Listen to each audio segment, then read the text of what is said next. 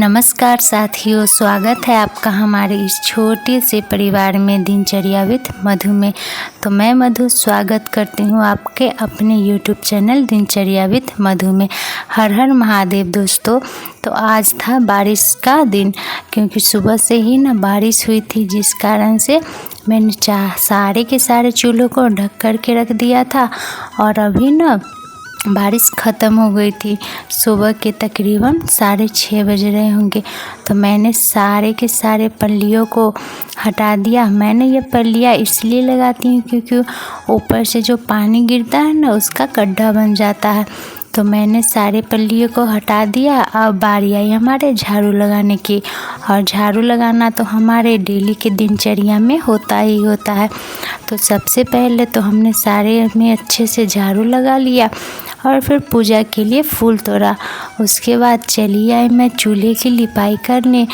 पहले तो मैंने लिपाई कर ही ली थी, लेकिन बारिश के कारण सारी लिपाई धुल गई है।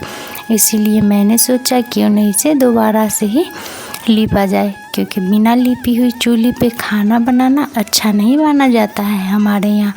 तो मैं लग गई चूल्हे को लिपने में। और अभी ना मेरा बेटा रुद्र सोया हुआ है, क्योंकि सुबह सुबह का मौसम है तो वो थोड़ा लेट से ही उठता है। तो अभी सोया हुआ था, तो मैंने तब तक घर के सारे कामों को करने का सोचा और जल्दी जल्दी से लग गई काम करने में। और चूल्हा लिपने के बाद बारी आई बर्तन धोने की। वैसे तो मैं रात को ही सारे बर्तन धो लेती हूँ, पर बारिश के मौसम के कारण रात को देर हो जाती है और मेरा बेटा भी बहुत ही रोने लगता है। इसीलिए मैं सुबह को ही बर्तन धो रही थी। सारे काम करने के बाद मैंने आज चाय भी बनाया। वैसे तो मैं बहुत कम ही चाय बनाती हूँ, क्योंकि मैं पीती नहीं हूँ। तो इधर मैंने चाय बना लिया था और चावल का अदहन हो गया था। तो सबसे पहले तो मैंने चावल को अदहन में डाल दिया और फिर चाय को इस कटोरी में छान लिया। तो जब मैंने इस कटोरी में छाना तो उधर से इन्होंने कप भी पकड़ा दिया। तो मैंने कप में चाय डाल करके इनको वापस दे दिया और फिर लग गई मैं अपने काम करने में, यानी कि खाना बनाने में। और आजकल ना मौसम तो इतना ही ज़्यादा आंधी भरा होता है कि मेरा आँच भी बुझ जाता है बार बार। तो आज मैं ना बनाऊँगी सब्जी, बरबट्टी की सब्जी, जो कि हम लोग उसे बोरी कहते हैं। तो खाना बनाने के साथ साथ अगर चूल्हे पे खाना बनाओ ना, तो लकड़ी भी लगाना पड़ता है, और ये बार बार बुझ जा रहा था। तो मैंने पन्नी में ही डाला हुआ था बरबट्टी को, तो मैंने सबसे पहले उससे निकाल करके काट लिया।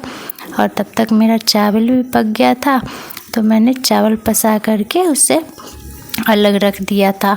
और दाल भी मेरा लगभग हो ही गया था। तो हम लोगों का ना ऐसा रहता है कि चावल और दाल पहले बना लेते हैं सुबह में ही, दोपहर का खाना भी बना लेते हैं, क्योंकि सुबह में कोई नाश्ता नहीं करता है। तो मैंने दाल को उधर रख दिया था, क्योंकि इस साइड ना मैं सब्जी बनाऊंगी। और हमारी लाइफ एकदम भाग दौड़ से भरी हुई होती है। कभी चूल्हा लगाओ, कभी आँच लगाओ, कभी ये करो वो करो। और जब बीच बीच में आग बुझ जाता है तो उसे फूंक करके लहराना भी होता है। तो मैंने तो सारे काम कर लिए थे और सब्जी भी चढ़ा दिया। तभी रुद्र की रोने की आवाज़ आई, तो मैं उसे लेकर के चली आई। और एक बच्चे की माँ होने के साथ साथ घर का काम करना कभी कभी थोड़ा मुश्किल हो जाता है, पर मेरे घर के लोग थोड़े सपोर्टिव है, इसीलिए मुझे उतना फ़र्क तो नहीं पड़ता है। टाइम रहते ही सारे काम हो जाते हैं। तो मैंने यहाँ पे रुद्र को खेलने के लिए रख दिया था और सब्जी में डालने के लिए पानी भी ले आई थी। तो बस आज के लिए इतना ही, क्योंकि इसके बाद मैंने तो शूट ही नहीं किया, क्योंकि रुद्र बहुत ही ज़्यादा परेशान करने में लगा हुआ था। और रुद्र यहाँ पे बैठ कर के खेल रहा था और मैं इसी के साथ खाना भी बना रही थी। तो बस आज के लिए इतना ही। मिलते हैं नेक्स्ट ब्लॉग में। अगर आपको मेरी ब्लॉग अच्छी लगी हो तो लाइक, सब्सक्राइब और कमेंट भी ज़रूर करिएगा।